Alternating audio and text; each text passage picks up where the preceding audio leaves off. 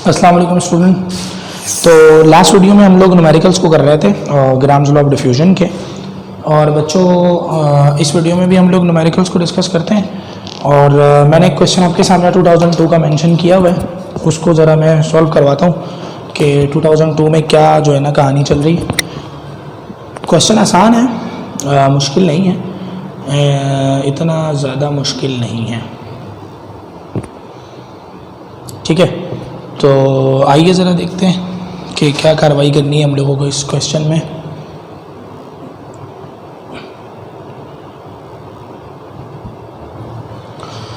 अच्छा भाई बच्चों, लिखा हुआ है कि calculate the molecular mass of a gas whose rate of diffusion is twice that of CH4।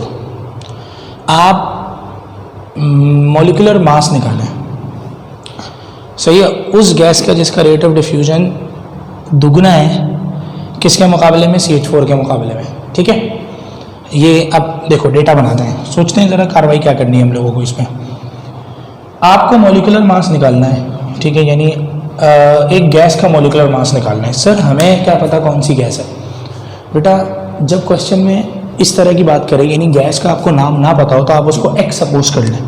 तो लेट सपोज हमारे पास एक गैस है X, और हम लोगों को उसका क्या निकालना है, मॉलिक्यूलर मास, तो mx हो गया, सही है। सपोज हमारे पास एक गैस है X, भाई अब नहीं पता ना, ऑफ अ गैस, एक गैस है तो कुछ तो नाम होगा, तो भाई कोई नाम नहीं है तो आपने सपोज क्या कर लिया, X सपोज कर लिया, तो ये गैस, इसका मॉलिक्यूलर मास क्या हो गया, mx हो गया। अच्छा अब आगे क्या बोल रहे हैं कि उस गैस का रेट ऑफ डिफ्यूजन, यानी rate of diffusion of gas X is equals to, वो कितना है, इसका मतलब है इज इक्वल्स टू कितने गुना ज़्यादा है, ट्वाइस है, 2 गुना ज़्यादा है, किसके रेट ऑफ डिफ्यूजन के मुकाबले में, CH4 के। तो rate of diffusion of CH4 के मुकाबले में उस गैस X का जो रेट ऑफ डिफ्यूजन है वो 2 गुना ज़्यादा है। सवाल समझ में आया? सही, सवाल समझ में आया या नहीं आया? देखो क्या बोले जा रहे हैं कि आपको एक गैस का मॉलिक्यूलर मास निकालना है। अब वो एक गैस, लेट सपोज हमने क्या सपोज कर ली, X सपोज कर ली, तो उसका हमें क्या निकालना है, मॉलिक्यूलर मास। तो हमारे पास ये क्या हो गया, mx, ये हमें निकालना है। अच्छा अब वो आगे क्या बोल रहा है कि उसका जो रेट ऑफ डिफ्यूजन है, यानी गैस X का रेट ऑफ डिफ्यूजन कितने गुना ज़्यादा है, 2 गुना ज़्यादा है, किसके मुकाबले में, rate of diffusion of CH4, तो 2 गुना ज़्यादा है rate of diffusion of CH4 के। यहाँ तक बात समझ में आ गई? अच्छा भाई, तो अब क्या है कहानी, अब हम लोगों को क्या निकालना है, मॉलिक्यूलर मास निकालना है, और उस गैस का रेट ऑफ डिफ्यूजन 2 गुना ज़्यादा है, किसके मुकाबले में, rate of diffusion of CH4 के। अच्छा अब सवाल की पहली गैस कौन सी, गैस X है, यानी M1 के mx है जो कि अननोन है। सवाल की दूसरी गैस कौन है, M2, यानी वो CH4 है, CH4, और उसका मॉलिक्यूलर मास बेटा कितना होता है, 16 mu। कैसे पता लगा बेटा, कार्बन का 12, हाइड्रोजन का 4, 12 + 4 कितना हो गया, 16। अच्छा rate of diffusion gas X का रेट ऑफ डिफ्यूजन, यानी R1 क्या होगा बेटा, R1 RX के बराबर होगा, R1 बराबर होगा RX के, और R2 बराबर होगा RCH4 के। सिंपल सी बात है। अब हम लोग इसको ऊपर सोल्यूशन अप्लाई करते हैं, तो सोल्यूशन अप्लाई कर दिया हमने, फार्मूले लगा दिया। अब देखो इस डेटा के अकॉर्डिंग, अच्छा देखो ये कंडीशन बनाना बड़ी इंपॉर्टेंट है। देखिए जिस बच्चे ने ये कंडीशन नहीं बनाई ना, उसके लिए मसला हो जाएगा कि रेट ऑफ डिफ्यूजन ऑफ उस गैस का 2 गुना ज़्यादा है किसके मुकाबले में, rate of diffusion of CH4 के। अब अगर डेटा देखा जाए तो डेटा में रेट ऑफ डिफ्यूजन की बात की है और मॉलिक्यूलर मास की बात की है, डेंसिटी की बात की नहीं, तो ये नहीं लगेगा। टाइम की बात की है तो ये नहीं लगेगा, वॉल्यूम वगैरह की बात नहीं की, ये तो लगेंगे नहीं, ये फार्मूला लगेगा। फार्मूला मैंने लगाया R1/R2 is equals to M2/M1। अब R1 की जगह पे तो मैं क्या पुट करूँगा, R1 वो फोकस को लॉक कर देना, R1 की जगह पे मैं क्या पुट करूँगा, R1 नहीं है, अब मेरे पास R1 बेसिकली क्या है, RX है, तो मैंने RX कर दिया। R2 मेरे पास क्या है, RCH4 है, ठीक है, और M2 क्या है मेरे पास, दूसरी गैस है M2, CH4 का मॉलिक्यूलर मास आ गया, और √mx you have to find out the value of mx। सही है बच्चों, यहाँ तक बात क्लियर हो गई? मैं इसको हाईलाइट कर देता हूँ ताकि देखने में आसानी हो जाए। सही है भाई, यहाँ तक क्लियर हो गया? अब कंडीशन क्या कह रही है, RX किसके बराबर है, 2 टाइम्स RCH4 के बराबर है। तो आर एक्स की जगह पे we are going to place this value. तो अब हमारे पास क्या हो जाएगा 2RCH4 सीधा सीधा उठा के पुट कर दिए। और आपको ये बात पता है कि ये बात हमने कहाँ से निकाली है, ये हमने सवाल की इस लाइन से निकाली है। सवाल की इस लाइन में ये सारी बात मौजूद है। अगर आप सवाल की लाइन को समझ रहे हो तो आपको ये बात समझ में आ रही है, और अगर आप ये सवाल की लाइन को नहीं समझ पा रहे हो तो आप यहाँ तक नहीं पहुँचोगे। जब यहाँ तक नहीं पहुँचोगे तो यहाँ तक भी नहीं पहुँचोगे। ठीक है, तो मैंने RX की जगह पे 2 टाइम RCH4 पुट कर दिया। नीचे RCH4 वैसे का वैसे ही मौजूद है क्योंकि उसकी कोई वैल्यू गिवन नहीं है। अब अजीज तलबा व तालिबात, हमारे पास CH4 का मॉलिक्यूलर मास दिया गया है कितना 16। तो अब मैंने वहाँ पे पुट कर दिया 16 और नीचे अंडर द रूट mx ये हमें निकालना है। ये हमें क्या करना है बच्चों, निकालना है। अच्छा, CH4 से CH4 कैंसिल हो गया। अब ये हमारे पास बचा 2 इज इक्वल्स टू रूट 16 क्या है 4 है, अंडर द रूट क्या हो जाएगा mx हो जाएगा। अब ये डिवाइडर ऊपर जाके क्या होगा मल्टीप्लाई, तो under the root mx is equals to 2। अब देखो वो मल्टीप्लाई और अब देखो ये डिवाइड हो रहा था, ऊपर जाके क्या हो गया मल्टीप्लाई, वो 2 मल्टीप्लाई हो रहा था, नीचे आके क्या हो जाएगा divide. Under the root mx is equals to 4/2 2 × 4 2 आ गया। अब sir under the root mx is equals to 2 आ रहा है, तो स्क्वायरिंग ऑन बोथ साइड कर दो। स्क्वायरिंग ऑन बोथ साइड क्यों कर रहे हैं भाई, रूट ख़त्म करने के लिए। तो यहाँ हो जाएगा mx और 2 का स्क्वायर क्या हो जाएगा 4, यानी जो गैस x है ना उसका मॉलिक्यूलर मास कितना आ रहा है 4 AMU आ रहा है।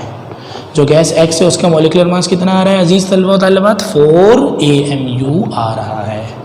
तो एक दफ़ा मैं दोबारा समझा देता हूँ। उसने कहा कि गैस x का आपको क्या निकालना है मॉलिक्यूलर मास निकालना है, तो निकाल दो। अब उसने कहा कि गैस का मॉलिक्यूलर मास निकालना है, तो एक गैस है तो गैस x सपोज कर ली और उसका रेट ऑफ डिफ्यूजन यानी उसी गैस x का रेट ऑफ डिफ्यूजन 2 गुना ज़्यादा है बनिस्बत किसके CH4 का रेट ऑफ डिफ्यूजन के। M1 M2 सारी चीज़ें आ गई, आपने पुट करके सॉल्व कर दिया। ठीक है, आई होप कि ये चीज़ क्लियर हो गई होगी। Now I am gonna give you one another question, बिल्कुल इस तरह का ही है और वो भी पास पेपर में आया हुआ है। ओके, तो उसको ज़रा सॉल्व करते हैं ताकि इस जैसी जो बात है वो भी आपको फर्दर क्लियर हो जाए। वो मैंने देखा था, seen that question previously. Okay, now इसको ज़रा सॉल्व करते हैं उस वाले सवाल को।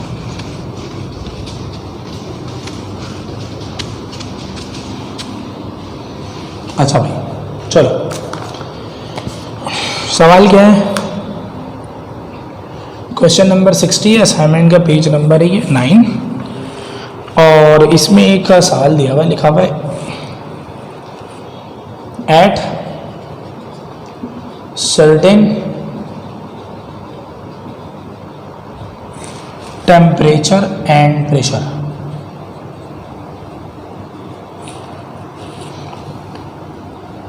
NH3 diffuses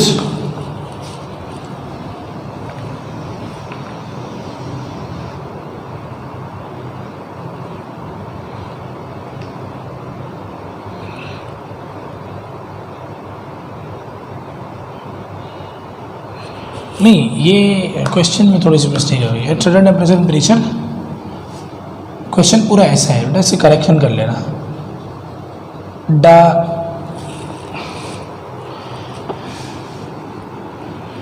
नहीं,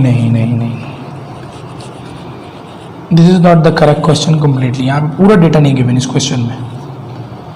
इस तरह से एक सवाल है पास पेपर में आया है, वो मैं शायद इस पास पेपर्स के सवालों में देख लेता हूँ, शायद उन्होंने यहाँ पे गिवन किया हुआ होगा, लेकिन उस सवाल में वो पूरा डेटा गिवन नहीं है। There is a mistake in question number 60 of assignment page number 4। उसका पूरा डेटा किसी साल में वो सवाल पूछा गया है, मेरे जहन में है। इसको ज़रा देख लेता हूँ मैं पास पेपर में।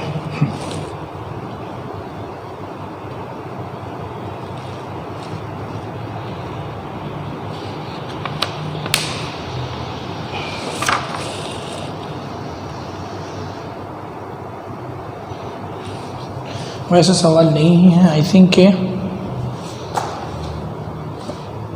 ज़रा देखना पड़ेगा कि जो है वो क्या क्या बात बोली हुई हो।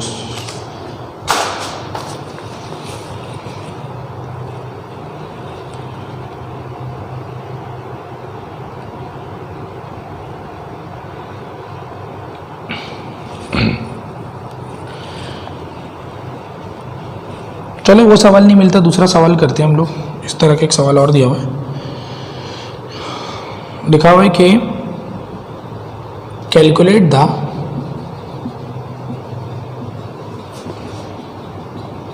molecular mass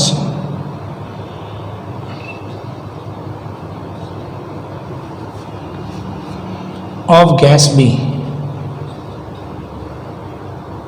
सही, आगे डेटा क्या दे रहे हैं, the ratio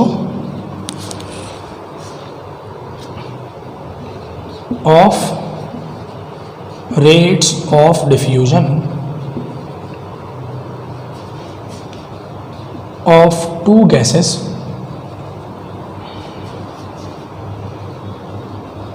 A and B is 1.5:1. If the molecular mass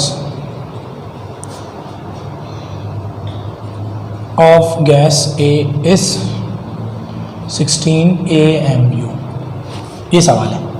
असल में ये जो लास्ट वाली लाइन है ना, ये यहाँ पे होनी चाहिए थी। बहरहाल खैर है, मसला नहीं, करते हैं इसको। अच्छा, वो जो सवाल जो मैं अभी आपको कह रहा था ना कि उसमें उन्होंने पूरा डेटा नहीं गिवन किया, वो सवाल पास पेपर में है। मैं उसको ज़रा मोबाइल में देख लेता हूँ पास पेपर में, तो हम आपको करवा दूँगा। अब क्या बोल रहा है, बोल रहा है कि दो गैसेज हैं और उनका रेट ऑफ डिफ्यूजन जो है वो ए और बी का ये है 1.5:1 है रेशो। उसका मतलब पता है क्या है, देखो डेटा बनाते हैं हम लोग। R1 बराबर है RA के, सवाल की पहली गैस ये हो गई। R2 बराबर है RB के, सही है। अब बोल रहे हैं कि इन दोनों का जो रेट ऑफ डिफ्यूजन है ना, इन दोनों का जो रेट ऑफ डिफ्यूजन है, उन दोनों का रेशो क्या आ रहा है, इन दोनों का रेट ऑफ डिफ्यूजन यानी इन दोनों का रेशो यानी RA/RB, उसका रेशो आ रहा है 1.5। चलो ये मैं बताता हूँ इसने क्या लिखा हुआ है, the ratio of rate of diffusion of two gases. अब क्या है, रेशो RA/RB का रेशो कितना आ रहा है, 1.5:1 आ रहा है। यानी इसको मैं ऐसे भी लिख सकता हूँ, RA/RB इज इक्वल्स टू 1.5/1। सही है। ये जो रेशो वाली बात है ना, इसका मतलब ये है। अब बोल रहे हैं कि गैस ए का मॉलिक्यूलर मास 16 है, तो गैस बी का कितना होगा। तो अच्छा R1, अच्छा मॉलिक्यूलर मास M1 किसके बराबर होगा, MA के, और मॉलिक्यूलर मास M2 किसके बराबर होगा, MB के। MA तो मैं 16 AMU दिया हुआ है, MB तो मैं निकालना है, MB तो मैं दिया हुआ है, निकालना है। चलो फार्मूला लगाओ, RA/RB is equals to √MB/√MA। सही है, RA/RB is equals to √MB/MA। RA/RB किसके बराबर आ रहा है, 1.5/1 के, तो RA/RB की जगह पे 1.5/1 पुट कर दिया। √MB निकालना है, √MA कितना आ रहा है 16, √16 कितना होता है 4, तो 1.5 multiply by 4 is equals to root क्या हो जाएगा MB। अब आप 4 को ज़रा आप लोग मल्टीप्लाई करवा दें 1.5 से, ठीक है, तो और फिर आप उसका स्क्वायरिंग ऑन बोथ साइड कर लीजिएगा। तो हमारे पास आ रहा है 1.5 मल्टीप्लाई बाय 4, तो ये हो जाएगा 6।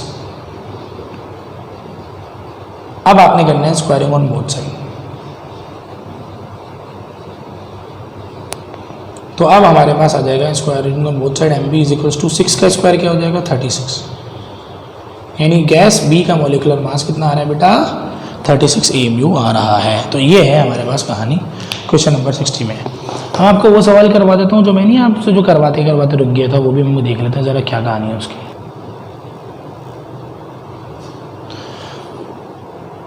अच्छा बच्चों, वो सवाल जो है जो मैं तलाश कर रहा था वो मेरे पास पेपर में है, 2010 का सवाल है। अपने असाइनमेंट में भी करेक्शन कर लीजिएगा इस क्वेश्चन की, ताकि फर्दर कन्फ्यूजन ना रहे। मैंने आपको अच्छे खासे इस टॉपिक से रिलेटेड न्यूमेरिकल करा दिए हैं। 2010 का ये सवाल है, ये आपको असाइनमेंट में आपको 2010 में मिलेगा। ज़रा इसकी करेक्शन कर लेंगे। लिखे लिखा है at certain temperature and pressure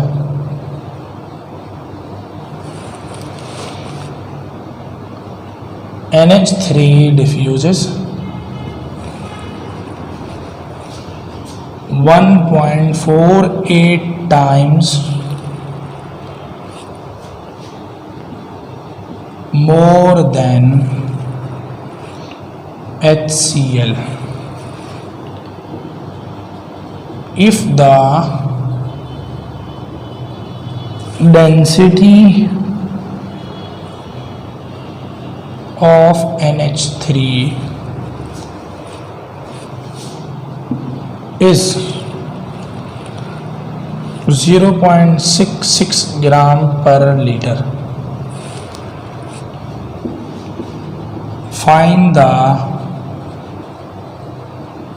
density of HCl. सही है। HCl की डेंसिटी निकालनी है। अब देखो इस क्वेश्चन में क्या बोल रहे हैं कि NH3 डिफ्यूज हो रही है 1.48 टाइम। अच्छा, सवाल की पहली गैस कौन है? NH3 है। M1 हो जाएगा आपके पास। अच्छा, एक सेकेंड यहाँ पे M1 की ज़रूरत ही नहीं है। इस क्वेश्चन में डेंसिटी गिवन है, तो अब D, तो सवाल की पहली जो चीज़ है D1 है, वो DNH3 है, डेंसिटी ऑफ NH3 है। D2 दूसरी गैस कौन सी है? HCl, उसकी डेंसिटी हमें क्या निकालनी है? वो हमें निकालनी है। डेंसिटी NH3 की कितनी गिवन है? 0.66 ग्राम पर लीटर गिवन है। ये हम लोग डेटा बना रहे हैं बेटा। डेंसिटी NH3 की हमें निकालनी है, डेंसिटी HCl की निकालनी है, NH3 की डेंसिटी गिवन है। कंडीशन क्या दे रहा है? बोल रहे हैं कि NH3 का रेट ऑफ डिफ्यूजन यानी R1 is equals to R NH3 और R2 is equals to R HCl है ना। अच्छा, अब आगे कंडीशन में क्या बोल रहे हैं कि NH3 डिफ्यूजेस 1.48 टाइम्स, तो rate of diffusion of NH3 is equals to 1.48 times किसके मुकाबले में? मोर देन HCl, यानी rate of diffusion of HCl है। NH3 का जो रेट ऑफ डिफ्यूजन है वो 1.48 टाइम्स है किसके? HCl के रेट ऑफ डिफ्यूजन के। ये सारी चीज़ें गिवन है हमें। अब हमने इससे कार्रवाई करनी। चलो कार्रवाई का आगाज़ करते हैं। अब हम यहाँ पे डेंसिटी वाला फार्मूला लगाएंगे। क्यों? क्योंकि डेंसिटी गिवन है ना बच्चों। तो फार्मूला है हमारे पास R1 upon R2 is equals to under the root D1 upon D2 upon D1। R1 की जगह पे मैं क्या पुट कर दूंगा? R NH3। R2 की जगह पे मैं क्या पुट कर दूंगा? R HCl under the root D HCl upon under the root D NH3। सही है। अच्छा भाई, अब R NH3 according to the data किसके बराबर है?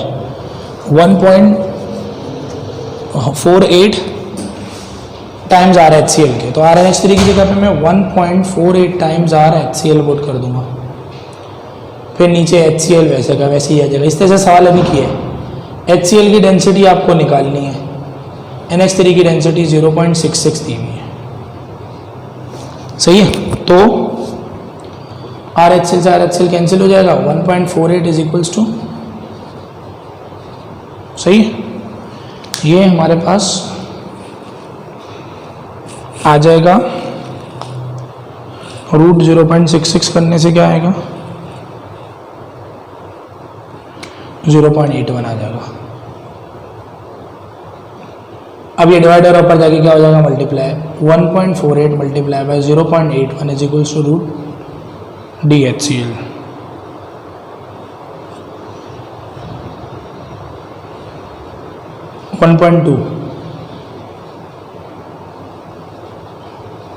स्क्वायरिंग ऑन बोथ साइड करेंगे। तो अब स्क्वायरिंग ऑन बोथ साइड करने के बाद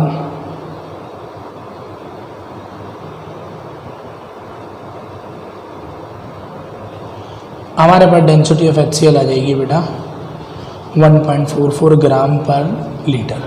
ठीक है, ये जो है ना इस तरीके से सवाल सॉल्व किया जाएगा। तो ये जो है आप लोग ज़रा देख लें।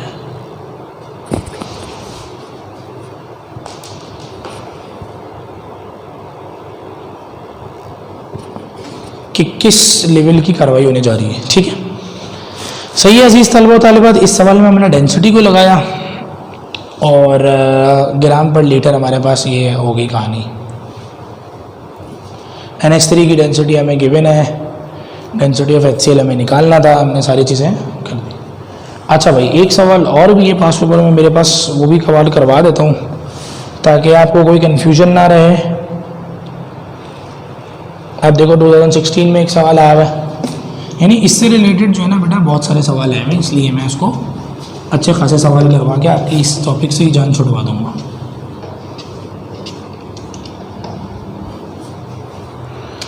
टू 2016 का एक सवाल है,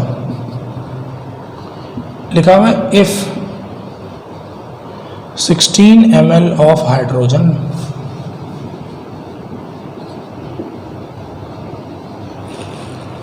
diffuses in 30 seconds,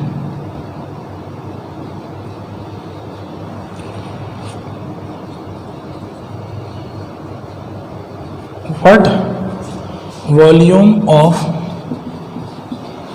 SO2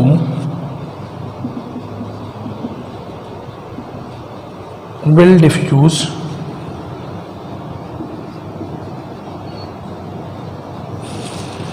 in the same time under similar condition।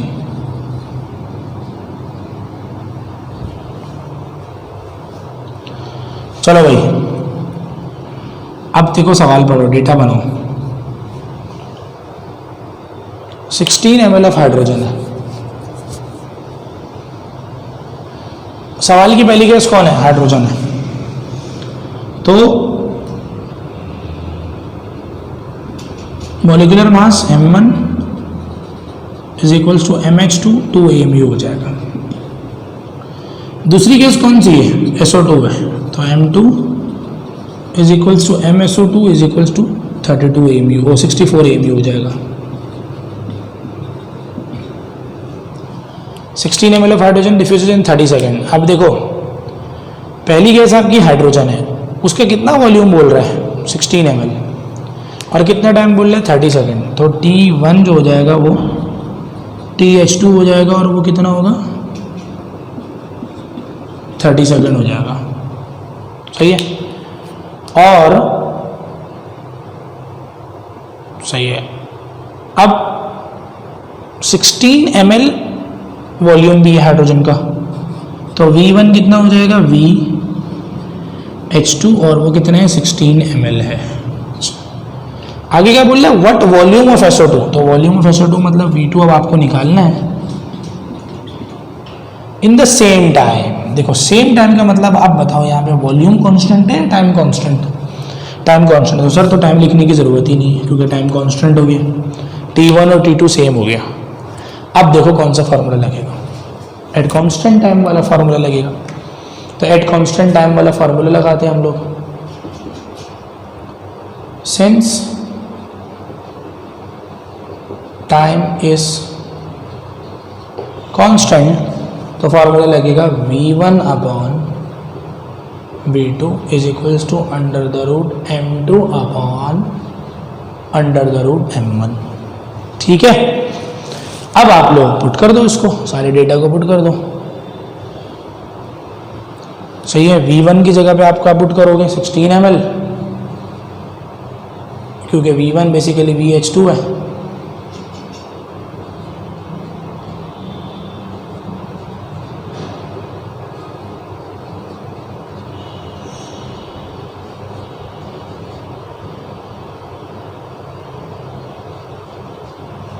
तो आपने पुट करना है, तो VH2 आपके पास कितना आ जाएगा बेटा? VSO2 16 ml है, VSO2 आपको निकालना है, MSO2 आ जाएगा 64,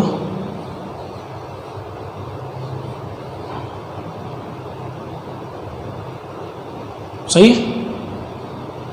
ये हो जाएगा 8, ये हो जाएगा √2।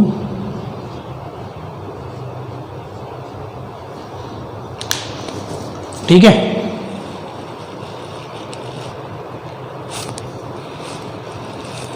अब कार्रवाई कर दो इसको।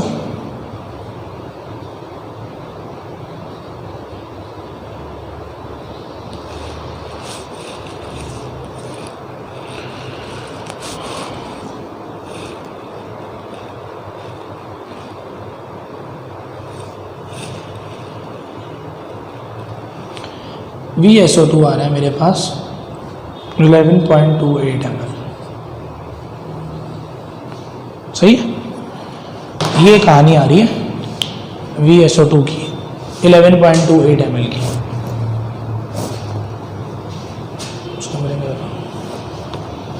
सही है बच्चों, तो इस तरह का एक सवाल हमने और कर लिया। तो भाई हमने मैक्सिमम सवालात कर लिए इस टॉपिक के। अगर आपकी नज़र से कोई पास पेपर में सवाल गुजरता है जो आपको कन्फ्यूजन जिसमें लगती है, तो फिर हम जो है वो उसको भी फर्दर क्या कर लेंगे, आप मुझे बता दीजिएगा, मैं सॉल्व करवा दूंगा। अब मैं इंशाल्लाह नेक्स्ट वीडियो में आपको एक नया जो लॉ है वो पढ़ाऊँगा और उसकी डेरिवेशन वगैरह करा दूँगा। उसके बाद फिर हम लोग बच्चों जो है वो कुछ जो पुराने लॉज हैं उनके न्यूमेरिकल्स पे आएंगे। ठीक है बच्चों।